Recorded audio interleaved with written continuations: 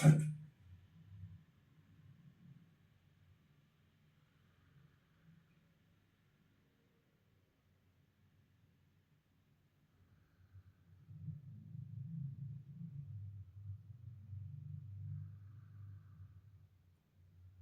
take economic systems, which is the last part of chapter 1, Introduction to Economics. We define economic system as the methods that are applied by the state or the government in allocating resources to its entire population. An economic system can also be defined as a set of principles that are used to guide the economic policies of a country. We have 3 types of economic systems. That is 1, free market economy. Number 2, centrally controlled economy, also called command economy or planned economy. And then we have mixed economy.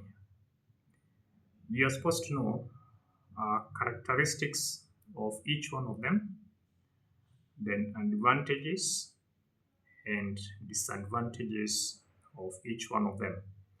We start with free market economy, where we are saying that this is a form of an economic system whereby the market price is determined by the market forces of demand and supply. And so in this case, the prices will not be determined by the government. We leave the market forces to determine the price. The market forces of demand and supply will determine the price. In a free market economic system, there is either little or total absence of government intervention in determining the market prices. In a free market economic system, individuals are free to make decisions. Free market economic system is mostly characterized by price mechanism, which gives rise to consumer sovereignty. Consumer sovereignty refers to a situation where the consumers are taken as price dictators in the market, in the sense that the goods that they want most will have increased demand. Thus, the producers and suppliers will have to put more of these goods in the market so as to meet the demand of the consumers. Where the prices are too high, the consumers will have to avoid such goods and look for cheaper ones in the market. The suppliers of these goods will be forced to lower their prices.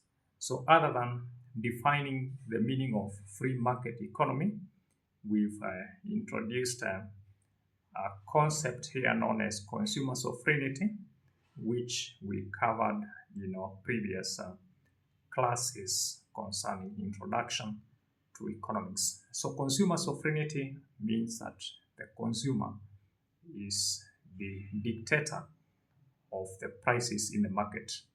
We go straight to characteristics of a free market economy. One is reliance on price mechanism.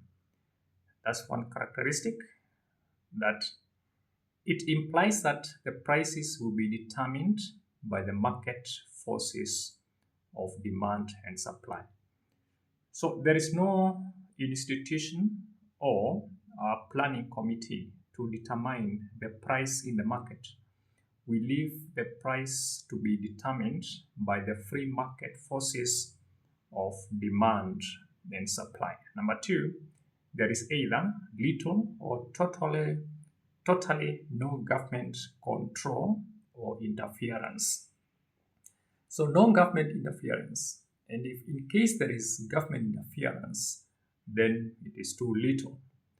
Next is that competition characterized by economic rivalry between the buyers and the sellers. Number 4, private ownership of the factors of production. Individuals are free to own factors of production and seek maximum returns from them. Number 5, freedom of choice and enterprise. And number 6, self-interest. Each economic agent is only concerned with doing what is best for himself, e.g., firms aim at maximizing profits, whereas the owners of the factors of production aim at maximizing returns. Landowners aim at maximizing rent. Laborers aim at maximizing salaries and wages, while consumers aim at maximizing utility or satisfaction.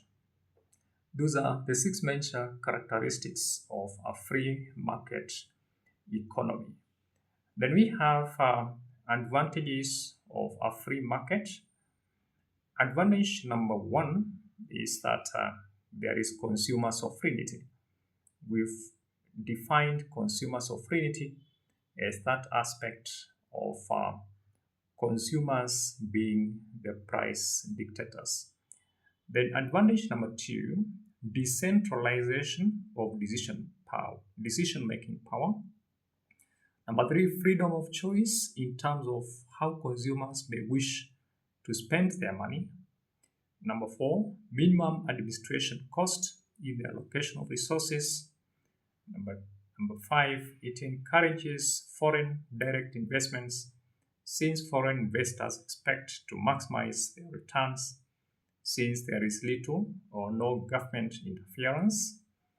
Advantage number 6, people are encouraged to work harder since the more they work, the more wealth they accumulate.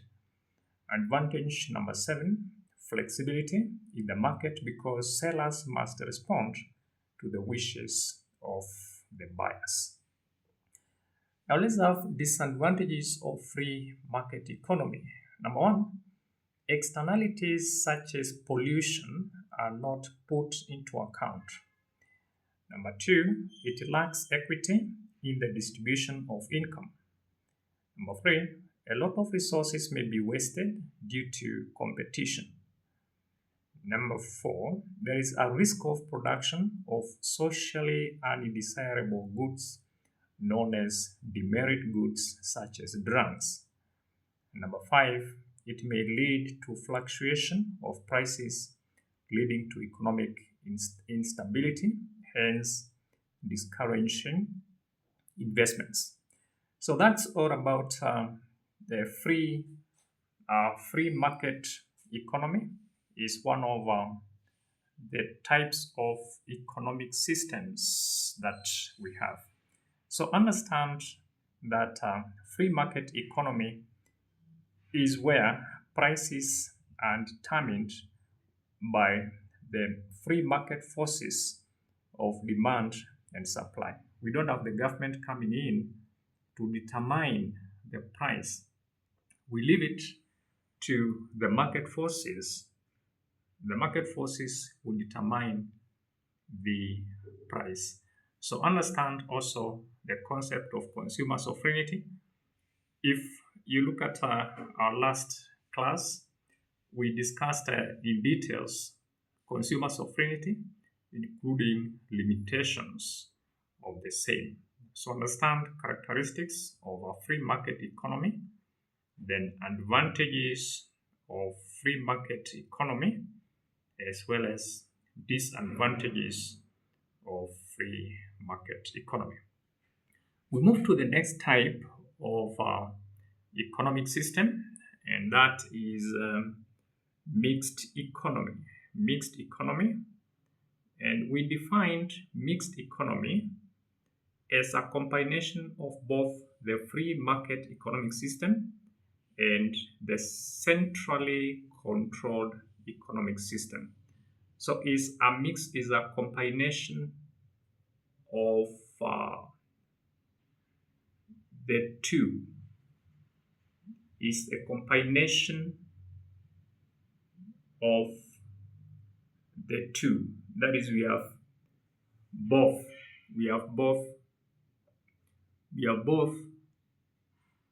the free market and the controlled economy. Controlled economy is the one where the government is involved in setting the prices. We're saying that mixed economy is a combination of both the free market economic system and the centrally controlled economic system. Mixed economic system comprises of both the private and the public sector.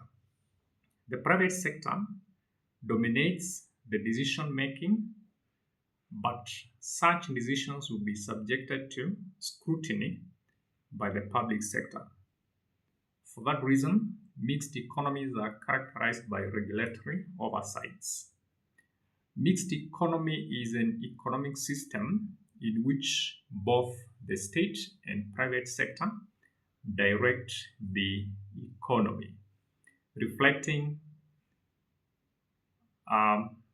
characteristics of both market economies and planned economy.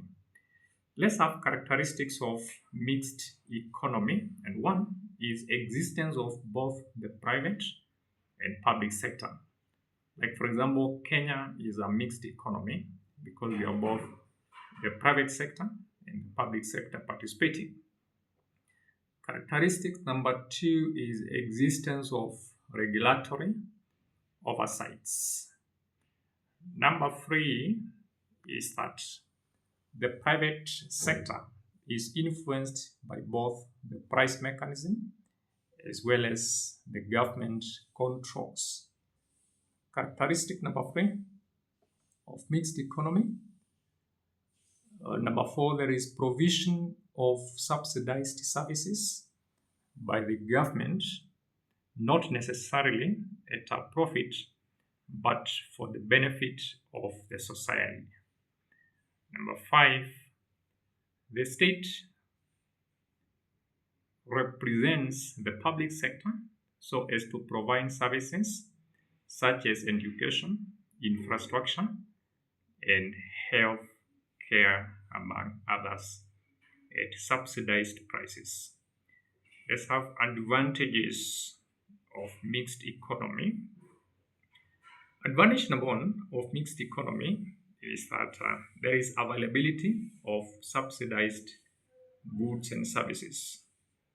Number two, consumers are protected from exploitation due to the existence of the public sector. And number three, the public sector can avail merit goods in the market. Then number four, the existence of private sector makes it possible for the incentives. Advantage number five, all advantages associated with competition are available, e.g., competition regulates the prices from fluctuating. The next is disadvantages of the mixed economy. With existence of bureaucracies, number two, it tends to lean more toward government control and less towards individual freedoms. Number three, monopolies may still find their way in the market. Disadvantage number four, the mixed economy is most commonly associated with social democratic parties or nations run by social democratic movements. Number five, Marxian socialists argue that because social democratic programs retain the capitalist mode of production, they also retain the fundamental issues of capitalism, including cyclical fluctuations, exploitation, and alienation. Number six, market socialists criticize social democracy for maintaining a property-owning capitalist class which has an active interest in reversing social democratic policies and a disproportionate account of power of a society to influence governmental policy as a class. And lastly, disadvantage number 7 is that the benefits of consumer sovereignty are compromised. So try to think about those two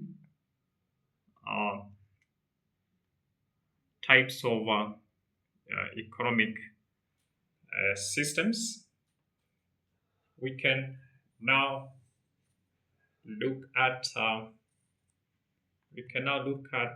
other type. We can now look at the other type, which is known as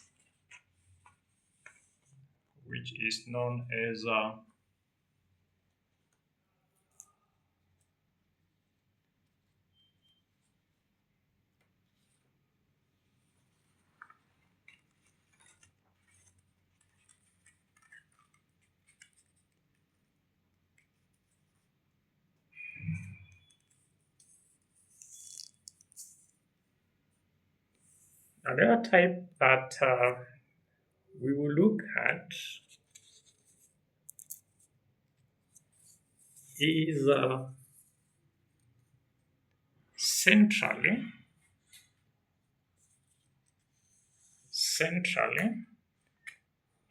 Before we move, I can have some more disadvantages of our free market economy. Now, the free market economy, you can have some extra disadvantages of free market economy. Apart from number 5, you can have number 6 for free market economy. You can have more of that. You can have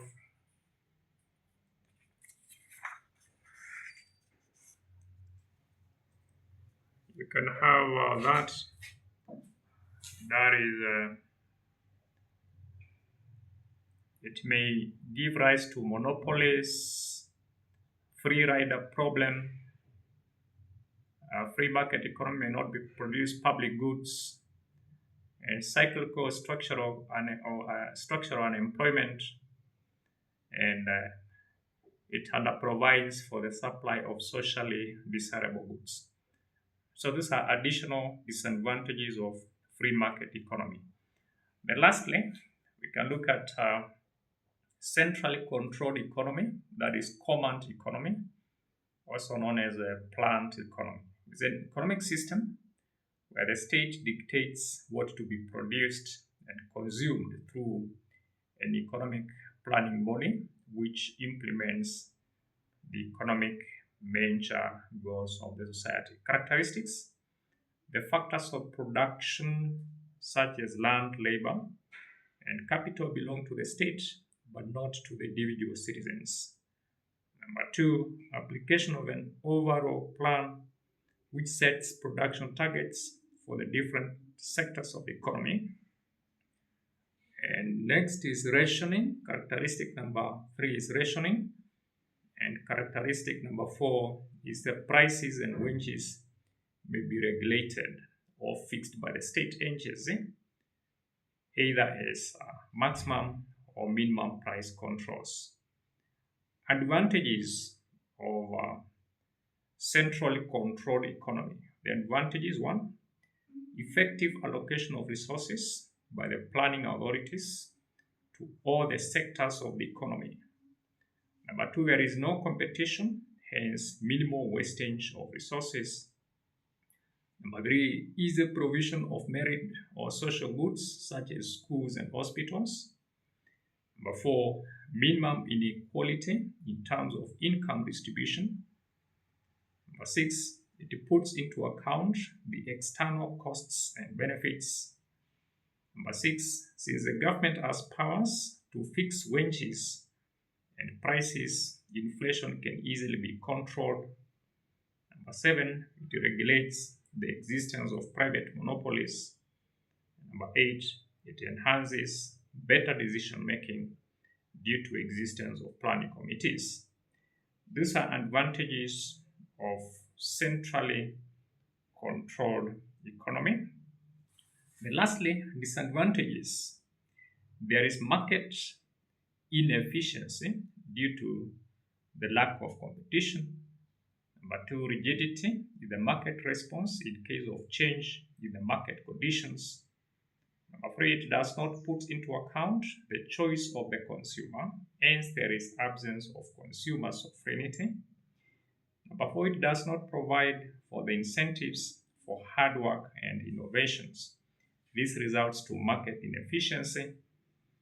Number five, it is expensive due to the costs associated with the collection of data in the market for the purpose of planning, as well as the costs associated with the salaries and wages for the experts. And number six, the government may not have sufficient resources to maintain the planning committees.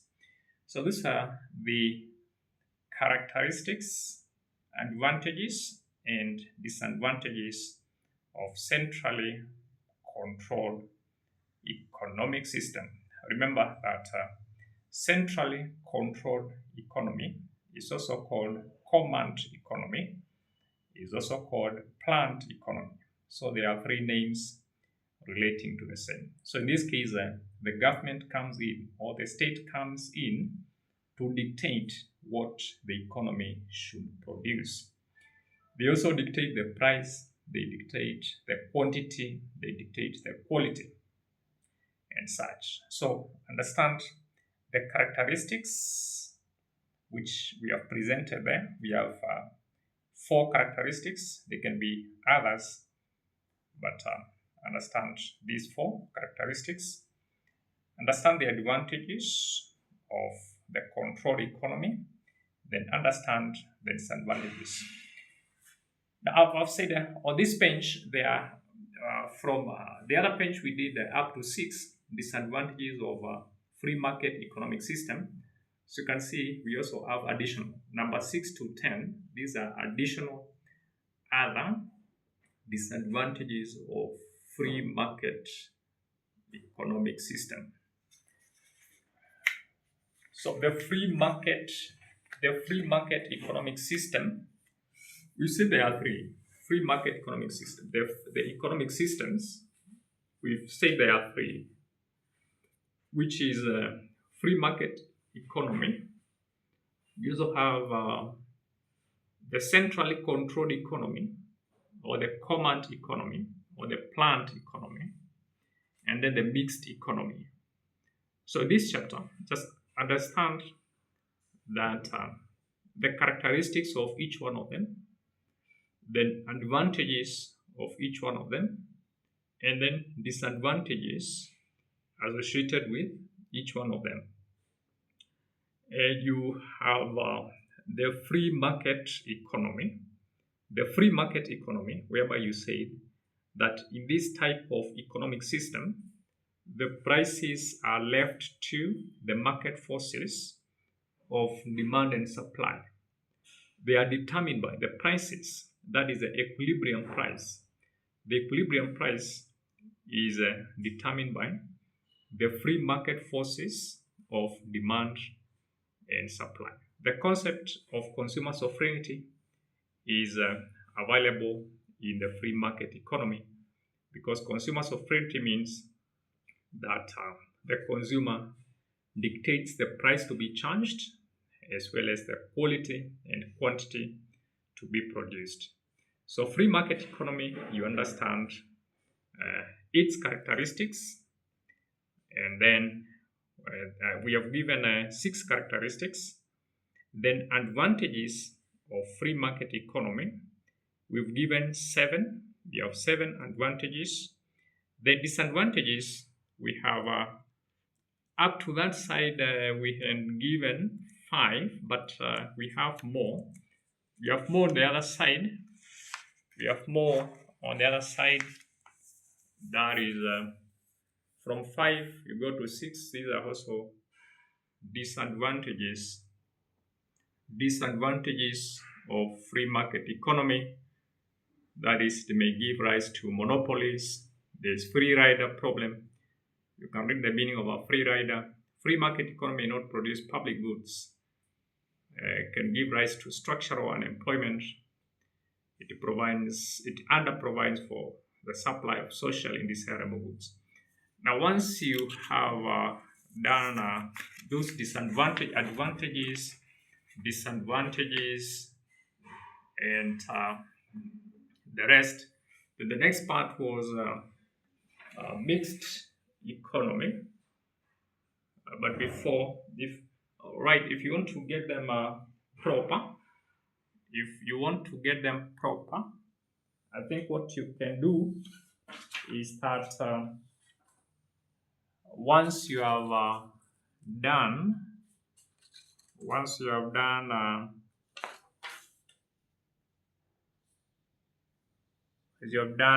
that, okay, so you have mixed. We have mixed economy. So you have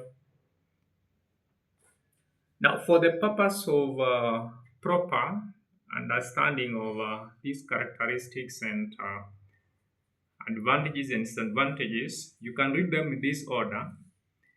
Start with free market economy. After you've finished free market economy, go and study centrally controlled economy. Then you finish up with mixed economy. So what I'm saying is that once you are through, when you are reading your notes, for you to understand better, start with free market economy. Once you understand what the free market economy is, go to centrally controlled economy. That is a command economy or planned economy. You read their characteristics, read the advantages, read the disadvantages, and once you are through with that, you can now go to the mixed economy. You read characteristics of mixed economy, then advantages of mixed economy, then disadvantages of mixed economy. If you can arrange them that way, you can understand them more easier. Start with free market economy, then centrally controlled economy, and then the mixed economy to be more easier for you. So that is it. That is it for our morning lesson. That is all for our morning lesson. So our contacts are just up there: 0727 87 10 93. Now that's the end of our introduction to economics chapter 1.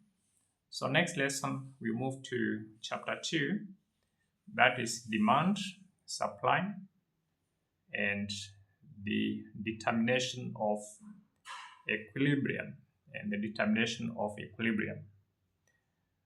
So we can meet the next lesson, and remember to subscribe to our YouTube. Remember to like our videos. You make a comment, and if you have any question or you need any clarification, my contacts are there. Mr. William, 0727 87 10 93. Let's meet then. Have a good day.